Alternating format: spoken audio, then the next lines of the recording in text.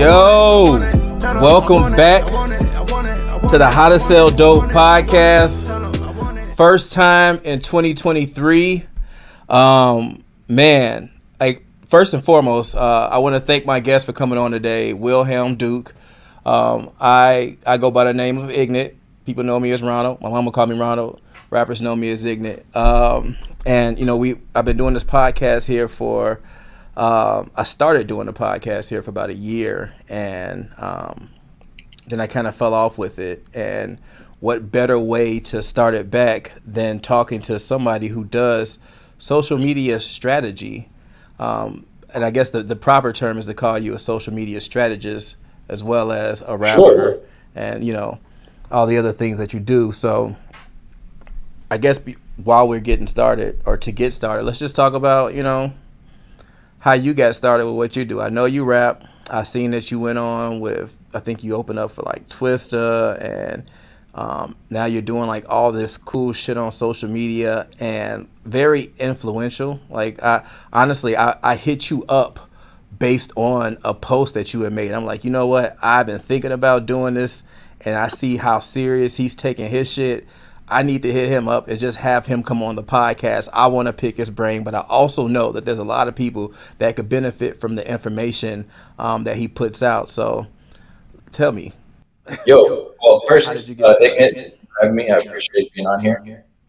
So I guess to answer that question, we can start. Okay, well, I've been in Chicago since 2012. Graduated with a degree in music business from Columbia in 2017. I've been, making records, pursuing being a rapper, since that time. Been through multiple stage names, brands, variations, what have you. Linked up with Ever Evolved in about 2018. Did a lot of work with them, a lot of articles on recording artists, a lot of music journalism, a lot of shows, open mics, showcases. I probably hit like over 100 open mics. In 2019 before COVID. And at the end of 2021, I got the opportunity to work for Twista as his personal assistant. So then I did that for about 9-10 months. During that time, I also ended up blowing up on Facebook due to using Reels. And then I opened up for Twista in Cincinnati, Ohio, which was a lot of fun. And then after working for Twista, I was like, okay, and it's something I've been meaning to figure out for a while. Is like, okay, I've been doing music and making records for over 10 years. I've been Wilhelm Duke since 2019.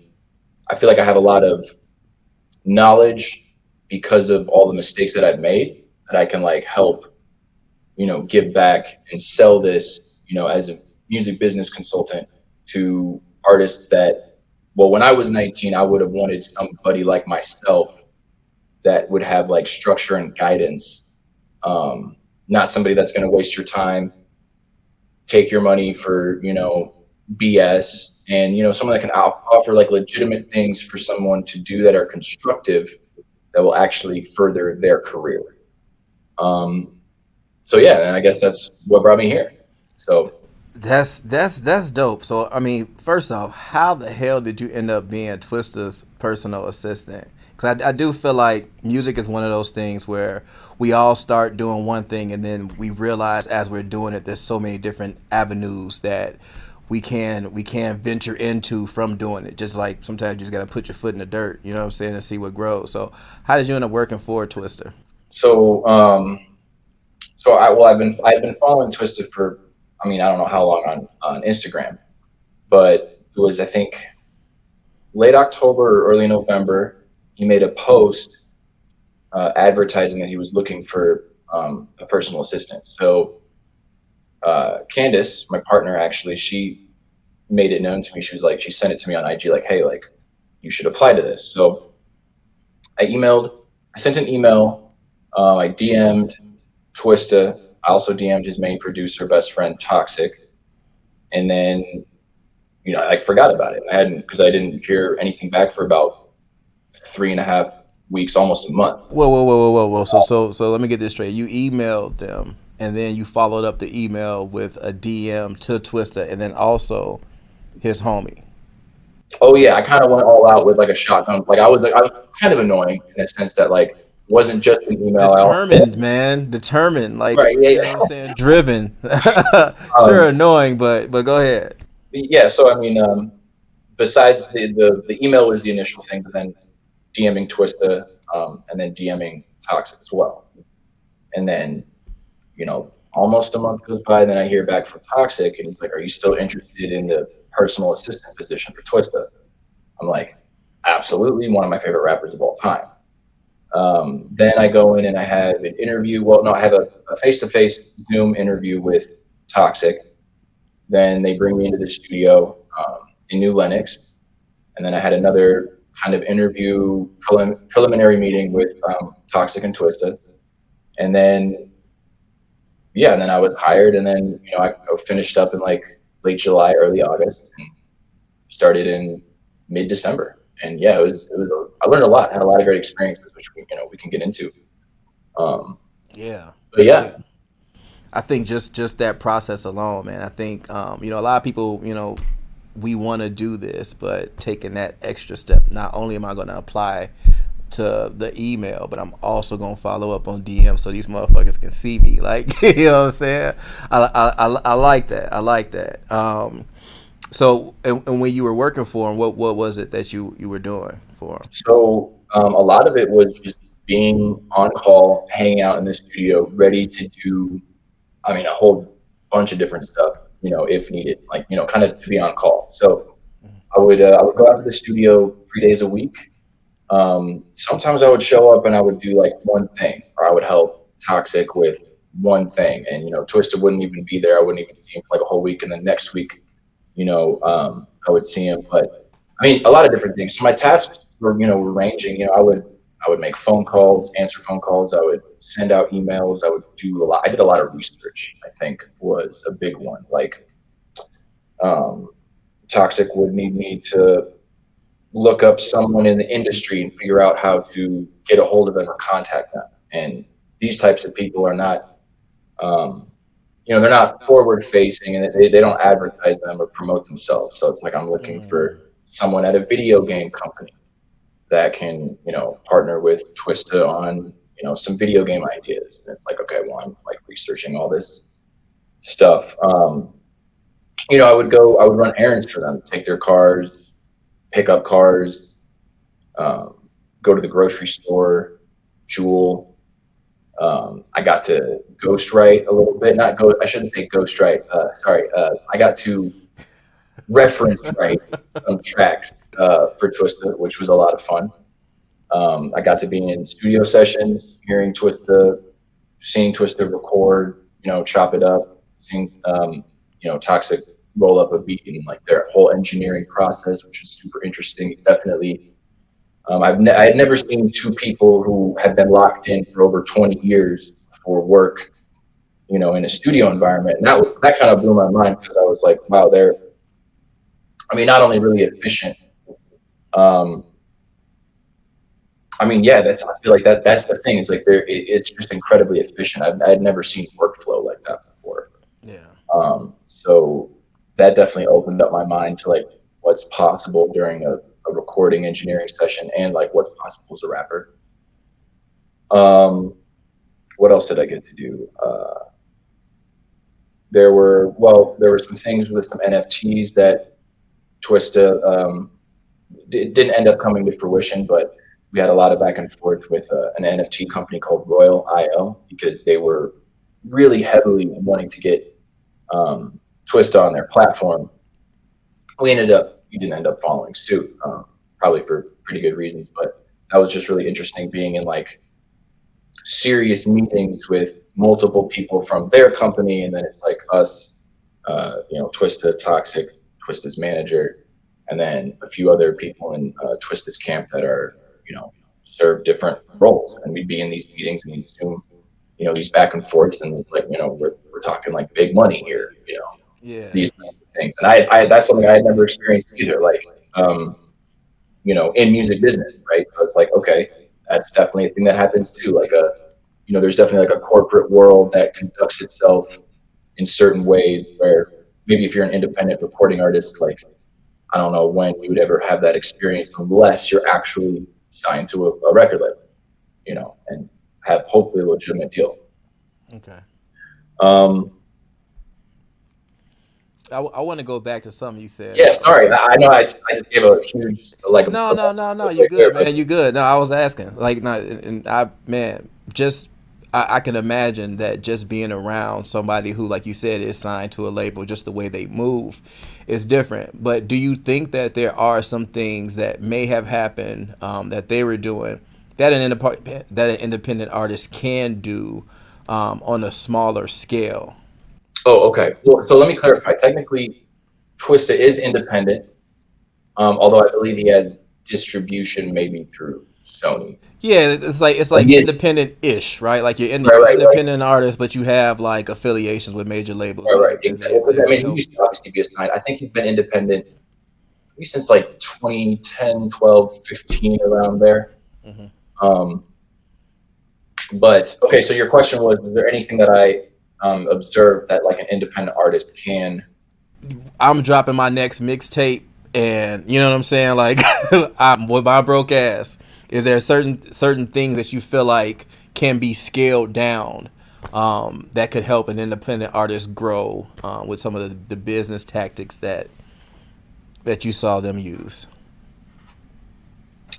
Okay, well, let me think. Yeah, well, business tactics, definitely be very sure of your value and your worth, almost to like a, for lack of a better word, ruthless degree.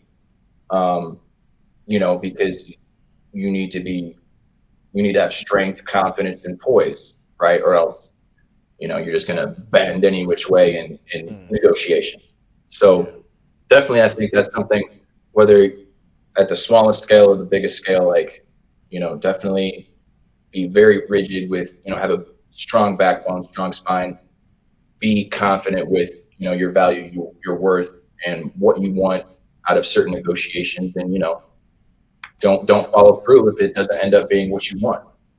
Because obviously, like I saw, I mean, with this NFT thing, Twista didn't follow through and sign the deal, right? And you know, that was smart, obviously, because of it's not what they wanted. Right. So that was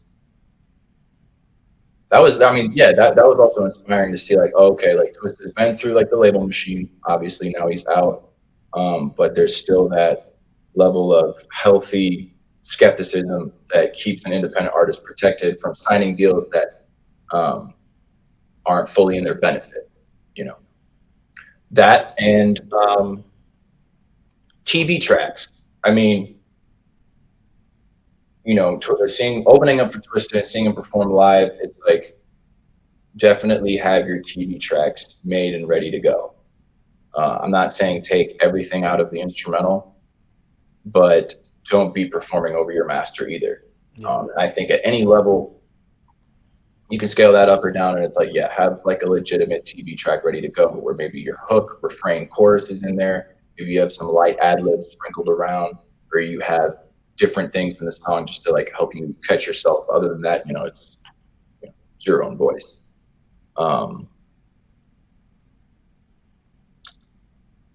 what else? That's a great question. Like, what can an independent artist on the come up take away? Yeah, because I mean, I think that's the thing, right? I think I feel like you know I have a lot of conversations with people in the studio, and it seems as if some people just feel like it's. I'm kind of hoping that when I record this song, I leave and I get lucky.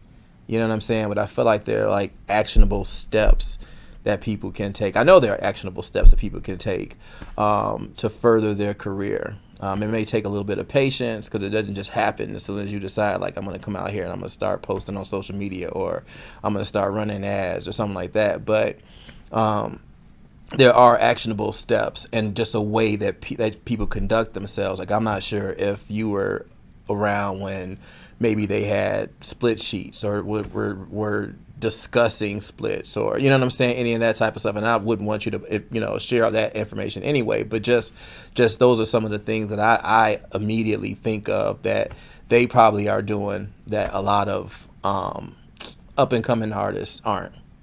Because No, you bring up good points. So another thing I could add on to that is Twista is still very much showing up and doing things in like the real physical life experiences, doing shows, doing appearances, doing interviews, basically all the same things that an up and coming independent recording artist is like necessary for them to do. Twisted still does all those things. So shows, tourings, appearances, signings, interviews, all of that. And I mean, does he necessarily need to? I don't know, but is it part of the lifeblood? Absolutely. I mean, it probably keeps him going. He probably still enjoys it, still loves to tour. yeah. I will probably still love to tour in, my late 40s as well, early 50s. So, yeah, I mean, a lot of things in that regard, like a lot of his scheduling wasn't. I mean, it's definitely things that independent artists would still have to do. Like you got to go to open mics, you got to perform out of state, you got to perform. You got to set up mini tours, you got to set up regional tours. Like you have to actually put yourself out there to, get things back. And obviously, Chris has been doing it for enough and has platinum historical records that he just goes to places and there's people there to Yeah. obviously that love him. Now that's not like an independent recording artist; they're still trying to build that base. But in that sense, yeah, it's like he's still putting in all of the same work in that regard. The only thing different, I guess, is some of the obviously the history, and then being in the label machine and different TV stuff and like that. But Okay. That's interesting. You did mention you said ghostwriting, and then you was like, nah, that wasn't the case. But I do want to put this out there. Like, I feel like there's always somebody that's in a studio session that's gonna give a bar or two away. You know what I'm saying? I know I have as the engineer. I've like, yo, maybe you want to say this like that, or maybe say this instead. So I don't necessarily think that there's anything wrong with it. I think if someone's writing your whole shit, then that's one thing. But like, if someone is giving you a bar and you're stuck recording or whatever the situation is, I think that's harmless. yeah, I feel like ghostwriting is just such like a hot buzzword, and then you hear it and it makes you think like, oh, there's somebody else behind like the Right. veil. Um, but from that experience, it was more so like, okay, at that level in the music industry, what a lot of rappers do is like, hey, like come record this reference track or like, spit over this record. And then, if I like something, I might pull from it. Maybe I won't pull anything from it, but I'm still gonna give you like writing credit on the album that like you were there and you collaborated and like you pitched in your time and like your creativity, whatever. And that's kind of like the big brother way of like giving back to like the up and coming artists that's like trying to like get in the industry. It's like not gonna pay you for it necessarily. This record might not come to fruition. I'm not even saying you're gonna be on the record, but I will give you a writing credit and a split at the end. See. And that's how you get like your Quentin. Not necessarily that's what happened to Quentin Miller, but like that's how you get your like Pusha T in the door writing for Kanye, even though he's with clips and he's a prolific rapper himself, but he's still like there helping out Kanye, for example. See, and Um, that's big because I know I've only had one experience like that with like a major artist. I sold a song to R. Kelly, right? And this was like back in 2007. I met him outside of IHOP. You know what I'm saying? I gave him my CD, and then he ended up buying my song from me, right? But they bought me outright, and I had got an attorney and everything. So they were stuck on just buying me outright for that song. So they gave me some money, but if the song blew up, my name wouldn't be on the credits, and I wouldn't receive any residuals from it. But I did it. You know what I'm saying? Like just to say that I was able to do it, but right, because I mean, if you did it in that case, it's like, well, then I mean, that's the thing about these catch-22 situations. It's like, okay, people get upset about like, oh, they didn't get all of these royalties that were made on this thing, but it's like, well, would you have gotten the opportunity to sell it outright back at that time anyway? And like, did you have enough leverage to like get royalties? Otherwise, it's like then you just exactly, passed up a chance to sell R. Kelly a song. Instead, exactly. it's like, no, I sold R. Kelly a song. I did business with R. Kelly. Well, we can ignore all the other stuff, but still, as in terms of music, Yeah. music industry and like the way of just doing business with people at megalithic levels. Absolutely. And the song never came out, so I feel like it's a win. But Oh he yeah, oh yeah. he's The next you got paid and it didn't even. it Yeah, didn't come okay. out. Yeah. But you never know. You never know what may happen. Oh right, In the apparently future. because he just released an album straight from the jail cells. Apparently, Oh, see, I didn't even know that, and yeah. that's interesting. Apparently, I need to check that's that out. these stories stranger than But fiction. So, um, but moving on, like the main point of the conversation that I wanted to have was about social media because I know of course, it can be it could be difficult. It's like it's difficult coming up with content. It's difficult to stay motivated when you post some shit and it don't do nothing. You know what I'm saying? You said you had a few things that have gone viral. I guess let's just start there. What type of videos did you put out that went viral? And did you know that they could potentially go when you recorded them? What was there an intent behind it, or was it just like I need to just create this content and put it out? yeah, no, I definitely didn't have any prior knowledge that any of the videos that I was dropping would eventually culminate in one of them going viral. I was definitely just like, okay, like, yeah, like, I'm going through the motions. I'm staying consistent. I recorded another remix, so now I gotta drop like a visual part to coincide with it. But it was like Yo Gotti came out with the dollar for dollar challenge. Then I saw that and I'm like, oh, okay, like perfect. So then I spit my little verse and then um, recorded it, did the visual for it. Then I dropped it on all the platforms. Facebook, I dropped it originally in that first couple days. It did like a couple thousand. Then 3 weeks later, same post. All of a sudden, it hits the algorithm on Facebook Reels, and then after a total of maybe almost 8 weeks, it was hitting numbers for like 8 weeks every single day. It ended at almost 1.4 million now. And then, I mean, looking back, I should have had a lot more content ready to go, like rapid fire. But everything that I was dropping in succession to that was hitting. After that, my next videos would hit 40,000, 30, 20, 10, 15, 20, and then eventually it definitely tapered off.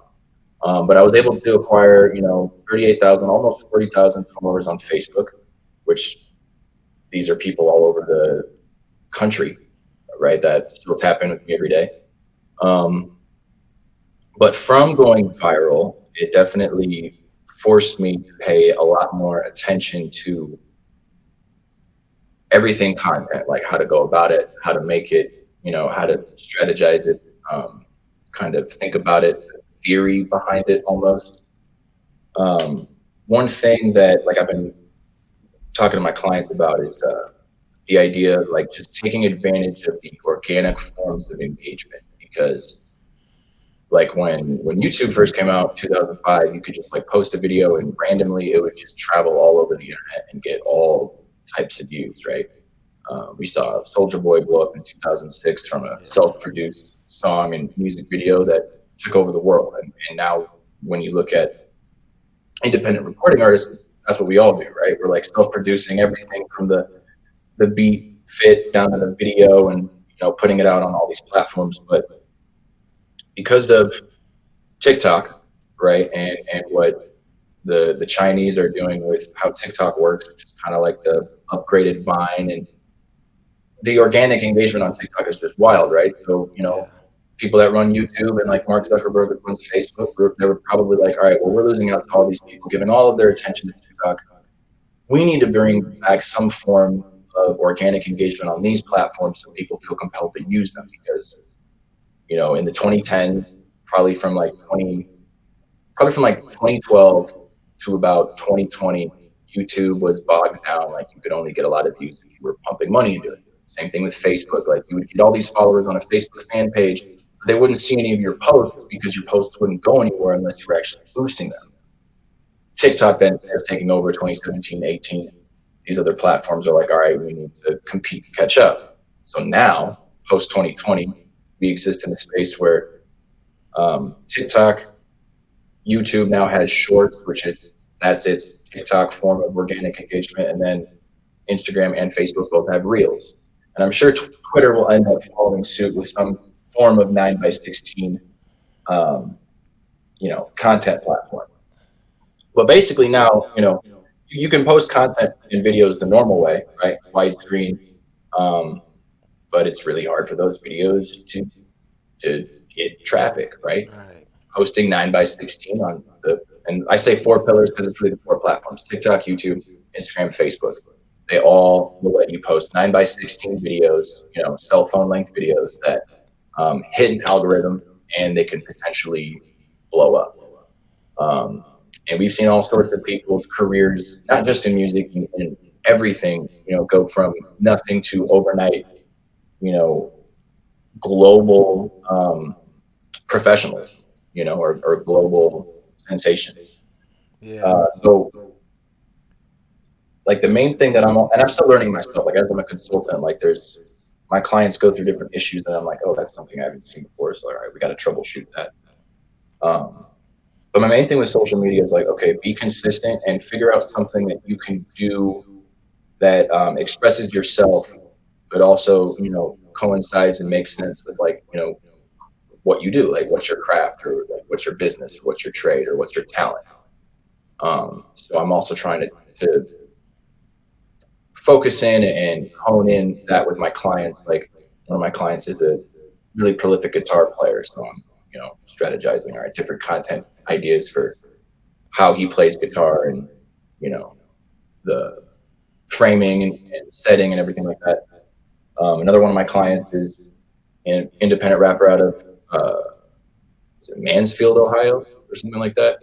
And his issue is like he wasn't aware of like different things that he should be doing just like right away as like a foundation if you're an independent recording artist. So I'm like, all right, well, you need to set up your distro kit. We need to get accounts made for all the social media platforms. I personally believe that you should be putting content out on all the platforms, and definitely honing in on ones that you're better with or that you have more success with. Mm-hmm. But I wouldn't, like, just because I'm really good with Facebook, that doesn't mean I'm going to stop using TikTok just because my TikTok is like way less than my Facebook, right? But yeah, I've been talking for a minute. I've been trying to think what else when it comes to like social media theory. I'm actually, after this, I'm getting on a call with a client. He's out of Texas, and he's like, well, most of my clients are older guys that are kind of like fed up with just the whole idea of interfacing with social media, which I totally understand.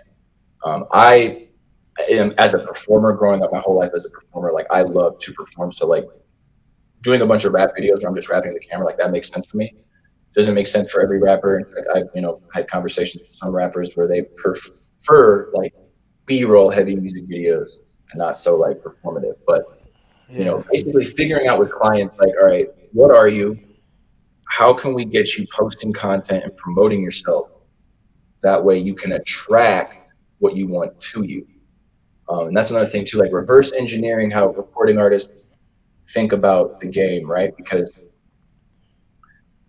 well, honestly, I think a lot of them are lazy and they just want a hack on how to, like, what's the hack so I can get here to here, right? And I'm like, there already. It's like, well, if you don't know anybody plugged in the industry that wants to produce a record for you and put you in the spotlight, in my opinion, you have to reverse engineer and like, okay, make all the records, put them out, even if you're putting them out to nothing, right? Because then over time, if it's a good record, you believe in it, you spend time on it, you can attract people to that record, even if it's old.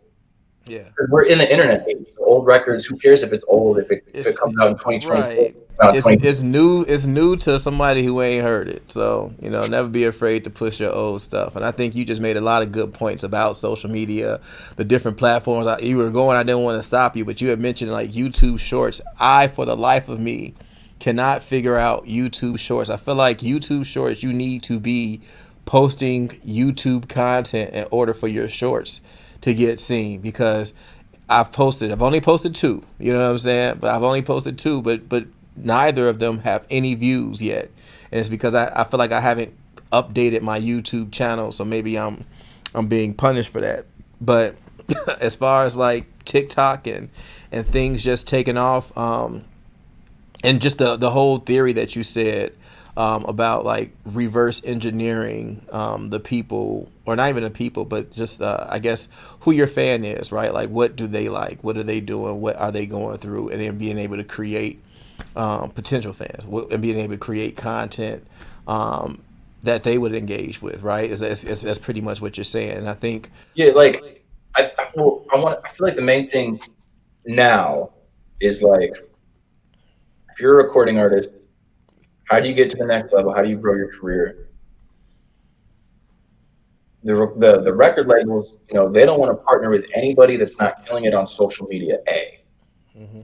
and the internet. So now maybe that's not your goal, right? Maybe you don't want to be signed to a label or ever work with a record label. That's fine. But in the grand scheme of the game, right? Like the record labels are only paying attention to people who are already popping on the internet because they just want to partner with people that already have clout and attention because that helps their business model.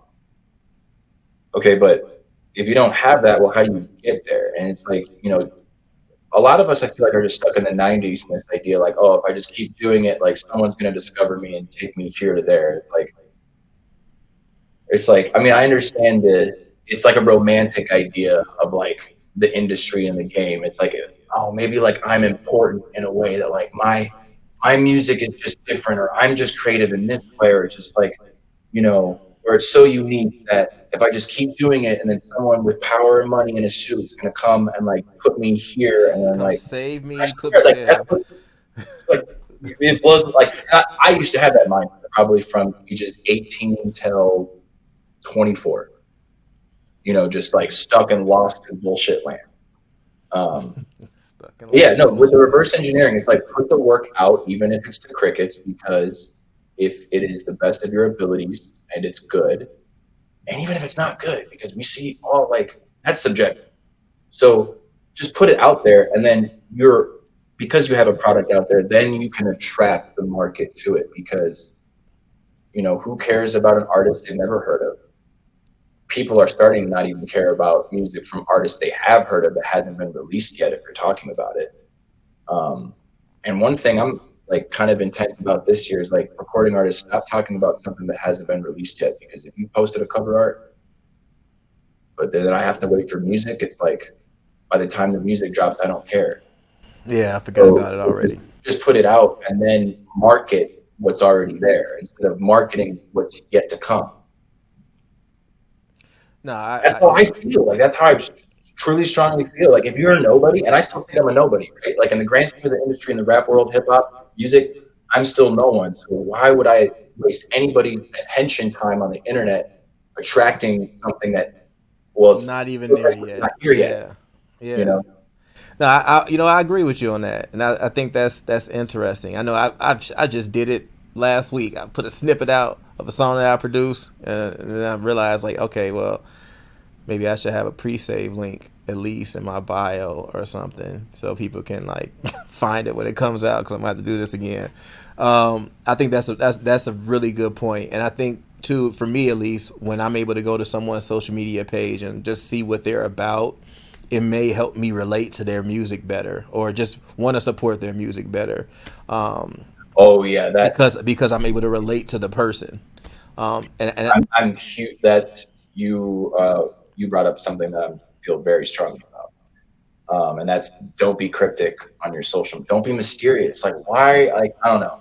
Like people, and it's all over the scene. And it's fine. I understand it, but they want to do this thing where they reduce their Instagram to 9 boxes or 6 boxes, and then I yeah, go to their page and it's like, well, okay, like, did you just start your art life like here? And like that's like, I don't know, like to me, that's just weird. I'm like, you go to my page and you see posts going all the way back to 2012 where I'm like drunk on the floor of like a dorm room. You know what I mean? So I never deleted it, right? But if you spend time, obviously, yeah, you'll get a sense of the personality. If you like it, if that's your thing, then you'll go listen to the music. Um, and because the music's there, you'll go back and then consume other things that coincide with the music because the music is there. And then as a consumer, you'll be like, all right, when are they releasing more music? Because now I'm already tapped into a product that I that's tangible that I actually can consume. Um, so yeah, that's like, with one of my clients, he just hadn't released anything yet, uploaded anything, and I'm just like, well, yo, let's just get you starting and put it out, and then he's already receiving feedback, and that's the thing. It's like if you don't put it out, no feedback, you don't have feedback. How can you actually get to another stage in the music industry? And you know what? And that's another question, another point that I want to make too, because I think you and we probably in the same boat. I post a lot. Sometimes I go through phases, right? Like sometimes I feel good about it, and I'm like rolling, and then sometimes I just like, fuck, I don't feel like doing this right now, and I just don't. But I'll have people come in the studio, and I know it's like my engagements aren't like always that great, but I'll have people come in the studio like, yo, man, I really love that video that you did, or I saw that video, like, and I'm like, well, why didn't you like it? Like, you know what I'm saying? Or like, or do anything with it. So what do you do? What do you do? Like, I guess your mindset behind continuously creating content, and just not caring who engages with it or doesn't engage with it, because I think that for me is difficult at times, and I can imagine a lot of people watching this video or listening to it may be going through the same thing. Yeah, well, I mean, the first thing I'll say is to really, I felt like one reason I blew up and hit all those numbers was because I pushed through these aggravating feelings of like no views or like negative comments, and I just kept posting because I was in like the consistency of it and like an avalanche. I feel like one of those things just caught fire because I was putting in the work. I think mentally, if you can get yourself to a point where negative comments don't phase any aspect of what you're doing, and a lack of views don't phase any aspect of your doing. Shout out your therapist. But go ahead. Right. If you can push through those two things and just be consistent, I think you will be rewarded, like in the sense of like the universe, if you want to get a little bit more metaphysical and esoteric here with it. If you put in the work in the gym, in the craft, wherever, the thing that you're putting in work on will reward you. So I was putting out a lot of content, and then I felt because I just, didn't have expectations, but I was also in the consistency of the craft and the grind. One of them ended up catching fire. Now, obviously, there's actually, there's a bunch of other technical extraneous reasons that probably you can point to for the reason for its success. I mean, I had lyrics. People like seeing text go down the video when someone's rapping or singing a song. It was well lit. I had it framed pretty well in 9x16. And then, it was, well framed, well lit. You could see me, it had text. Yeah, just like all of the different components of viral videos that you see with performance. I think it had that. Then beyond that, I mean, also the Yo Gotti thing, it being a challenge, it was in the right time. Like the timing of it was perfect because it was like a viral challenge and different people were entering it. And then that became a point of contention on Facebook too, with like the Chicago music community. People were like, "Oh, don't upload that to Spotify or DistroKid because Yo Gotti takes all the money and yada yada yada." And I never ended up distributing. Like I don't distribute any remixes. I would never do that. But it definitely served its purpose for social media and attracting a fan base to me that now I can continue to figure out how to serve and feed, engage with, and build rapport with, because I think that's how we need to be seeing kind of, I mean, for all of time, right? Like your fans have kind of been disconnected from you as a recording artist. You just like show up to shows, perform, meet and greets. But now we're in an age where the communication with your favorite artist is a lot easier. So I definitely think nurturing that like relationship, like you want to call it, like, nurturing that relationship is definitely important.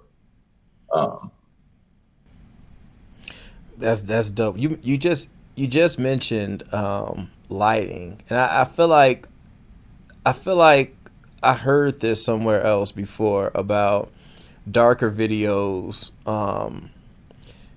not getting as much attention. I guess the algorithm kind of rejects videos that don't have that aren't seen bright, where you can't really see what's going on. I don't know if that's just the way it works or if it's just like a psychology thing behind the viewers on these platforms. But I would say have you that noticed any of that? I would say that's fairly accurate. Now, obviously, we could probably find some exceptions to that rule. Certain content creators that have huge followings and all their videos are dark or something like that. But no, I would definitely say there's a lot of credence to that. I mean, I know the algorithm, it likes 4K, it likes well lit, it likes smooth movement. The algorithm also likes human interaction, like when the subject of the creator is interacting with a human being in the environment, either scripted or improv, whatever it is. I know that the algorithm likes human interaction, human engagement on video. I mean, yeah, there's a lot. I mean, that's why I call it a theory, because not everything that I'm saying either is like fact, and it could be debated. For example, you brought up earlier the Spotify pre-save thing. The idea of pushing your Spotify pre-save, that way Spotify sends it into the algorithm more, adds a lot more credence to the idea of like, no, you should be like promoting your records that are about to be released, right?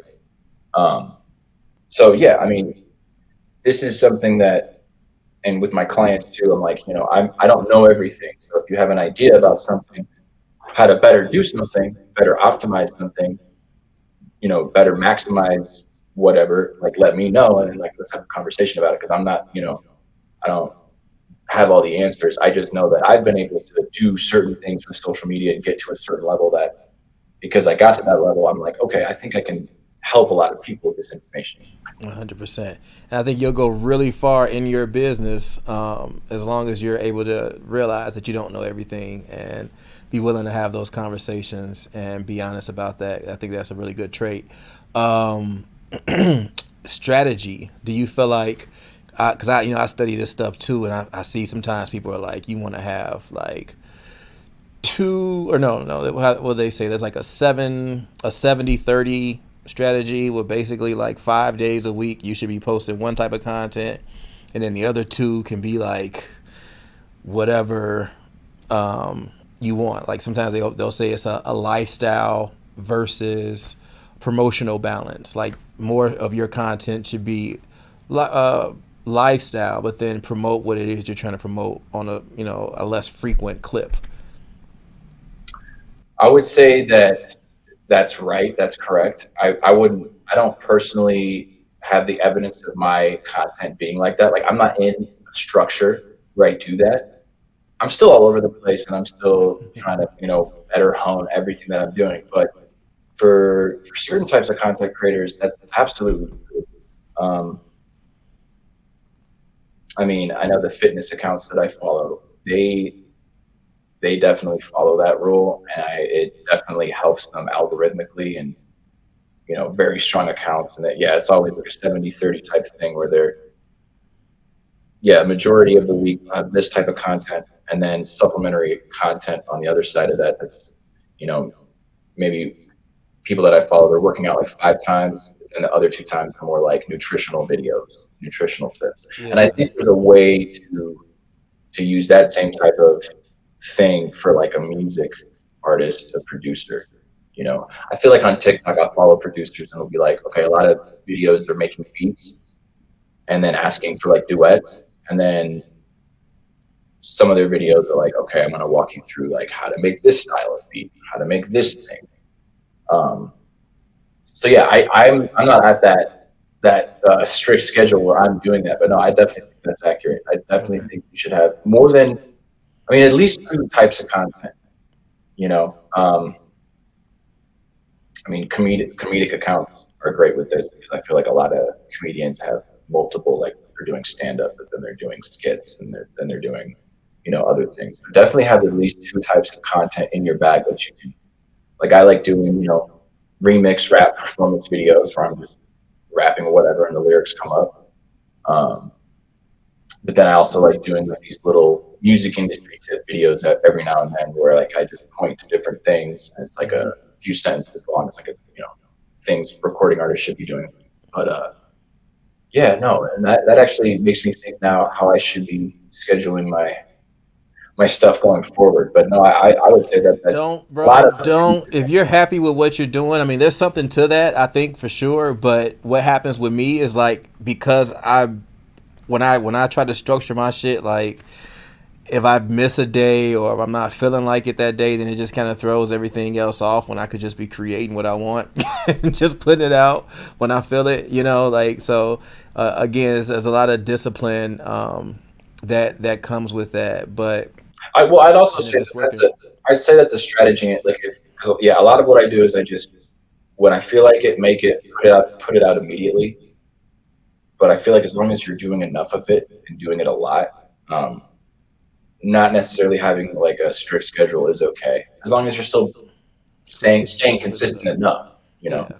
Yeah, yeah. And in what ways then have you do you? So I guess what is walk me through your process. I mean, you don't have to give away all the sauce. You know what I'm saying? But like, if I were to sit down with you, would you want to know who I am first? Like the identity of me as a brand, like what I believe in and those types of things, and then help me create content by just giving me ideas, or well, like do you just look at people's contents and be like, okay, well I see that you do this, maybe do more of this, less of that, like when you sit down with someone, like what is the process? Definitely, I do ask a lot of questions because I'm trying to figure out like capabilities of the artist or producer. Like I'm about to, I think I have a producer client coming up next week, my first one. Which, all my clients have been like recording artists, musicians, but this is my first one that's like more producer engineering. Um, but yeah, I definitely ask a lot of questions because I'm trying to figure out like your background, what's some of like what your experiences in the music industry have been, um, and then definitely looking at the content and saying, okay, what can we optimize, make better? What can we do? Are there some things that you're doing that like don't ever do again? You know what I mean? Oh, 1 second, my cat is. Give me a second. All right. Sorry, hold on 1 second. All right, sorry about that. She was wanted my attention there for a few seconds. Okay. You good?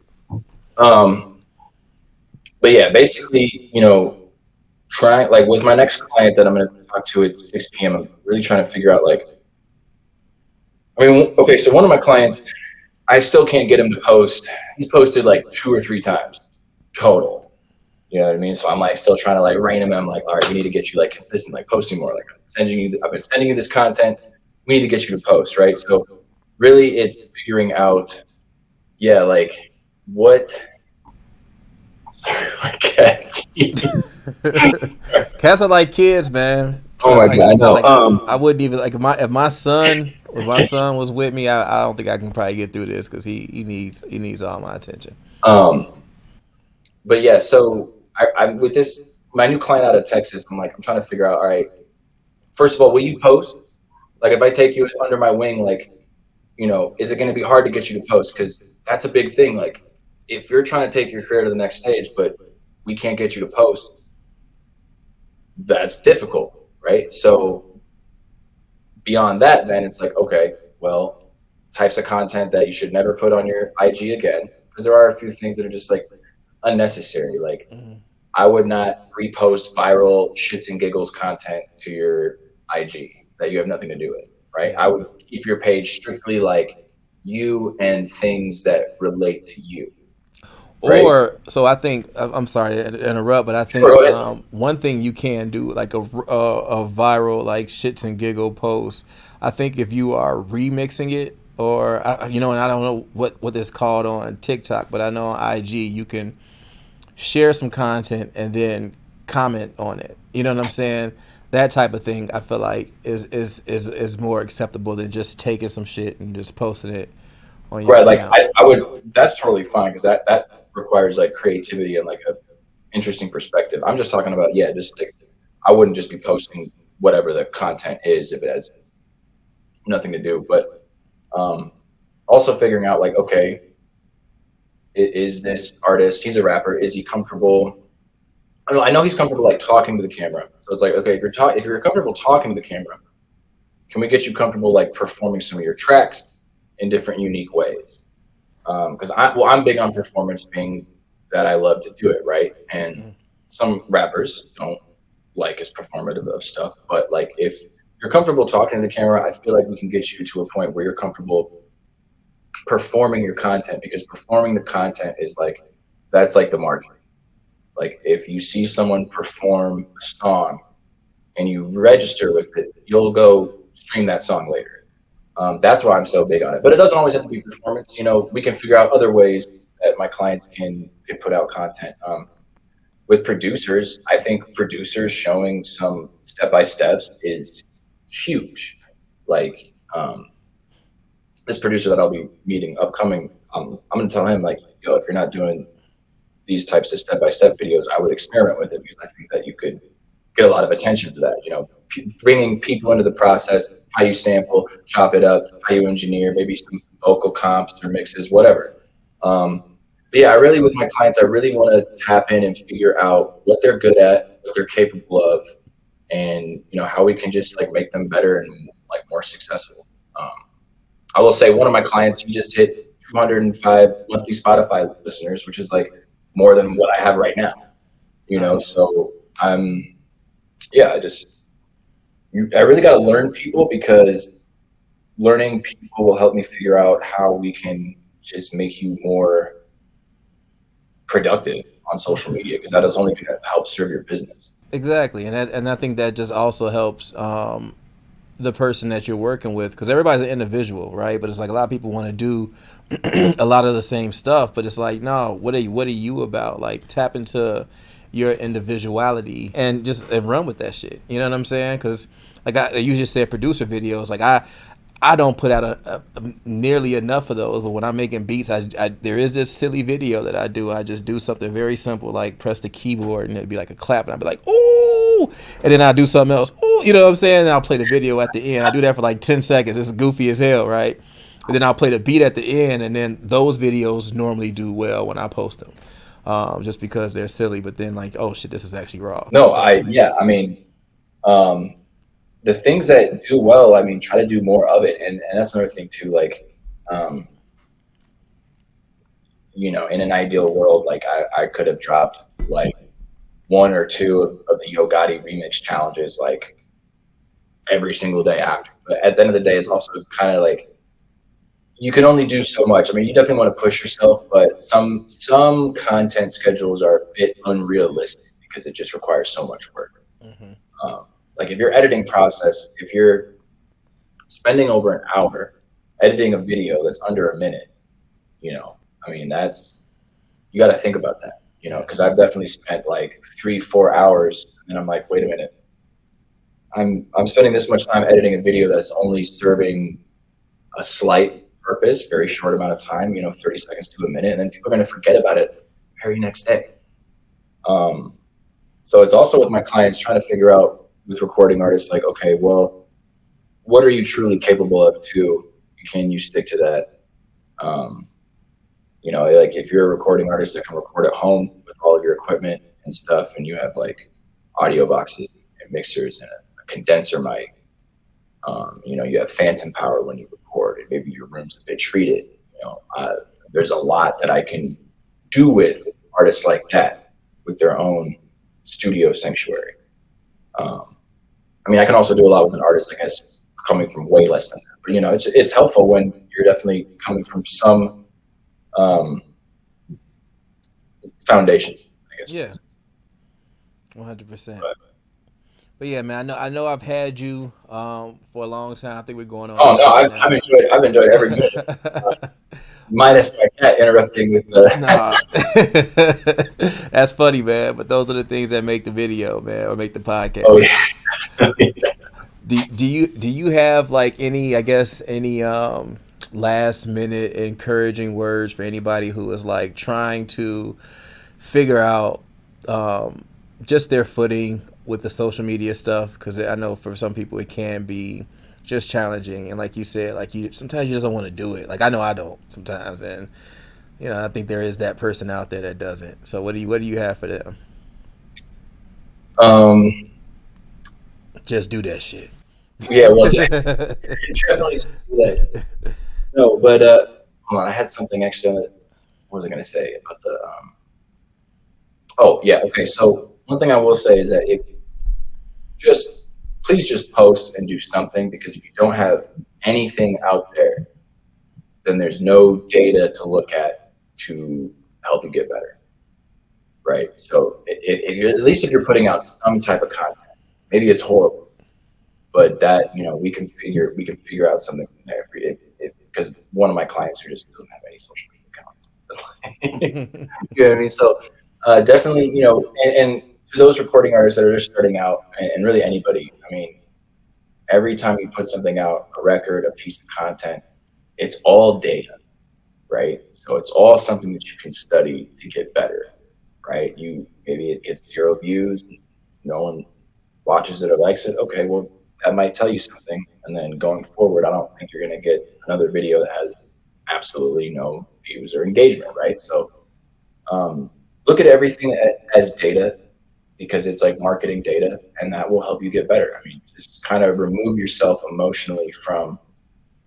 I read a really good quote. I don't remember where I read it online, but you as a person is separate from your art, your brand, your music business, how you are on social media, your success, your numbers. Like, you as a person is separate from all that, because that's a different realm and a different world, and it has nothing to do with any of that stuff, right? Any of the ego stuff or the emotional. So yeah, I mean, just do that shit, but please do it so that we have something to look at.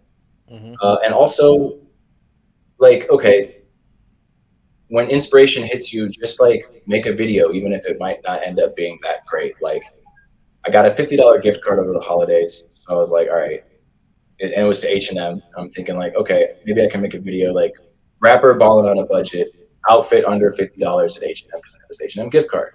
Now, the video turned out, I mean, it could have been produced better. It just could have been a lot better than what it was, right? But I still made it and I still put it out. And because I did that, I learned a lot about how to do those types of videos and how to make those types of videos better, right? Like those Mr. Beast type, like YouTube quintessential videos where it's like some interesting topic and interesting thing that somebody's going to do or try out, right? Mm-hmm. I tried one of those videos, didn't really work very well, but the inspiration hit me. I made the video, I put it out there. Not really much of anything has happened, but like, again, like that's how you learn, and that's the only way you can get better is if you actually put the reps in. 100%. Man, that is important. I hope everybody heard that. Like, just keep putting the stuff out, because there's certain things that I figured out by just when I stay consistent. This is another thing too. Like, when you stay consistent with your posts, like for somebody who like me who runs a studio, like I notice if maybe my posts aren't getting engaged with as much, but my DMs be buzzing a lot more, my phone be ringing a lot more. You know what I'm saying? I think the same thing with artists and music, like just continuously posting. You may get an extra stream or two, you know what I'm saying, per post. Not guaranteed, but you just never know what doors can open. Someone may consider you for a show. Hell, I was at home doing laundry, debating on, when I want to start the podcast back up. I saw Wilhelm Duke's post on Facebook, and I'm like, you know what? Let me message him right now and get him on the show, because I just feel like his message aligns with mine so much, and I've been watching him do his thing for a minute. Let me get him on the show. So you just never know what opportunities may arise from posting. So make sure that you get on your social media game. If you don't know how to get on your social media game and you got some questions about it, hit up Wilhelm Duke. He will get you situated. And yeah, man, that's pretty much it. You got anything else for the folks? I just wanted to add on, because you brought it up at the end there. You said maybe you don't get a whole lot of views, but your DMs will be busting.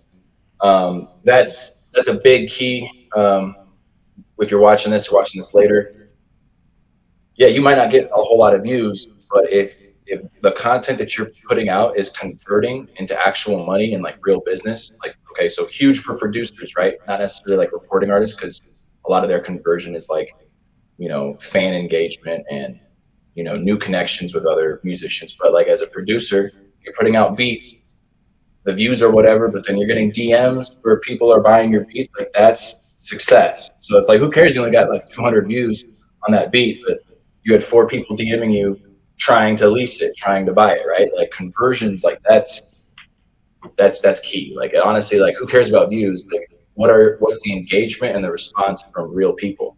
Exactly. But yeah, other than that, no. I mean, Ignit, you had me firing away today. I appreciate the platform and opportunity to come on and just give some game back for sure. Yeah, man, I appreciate you coming on.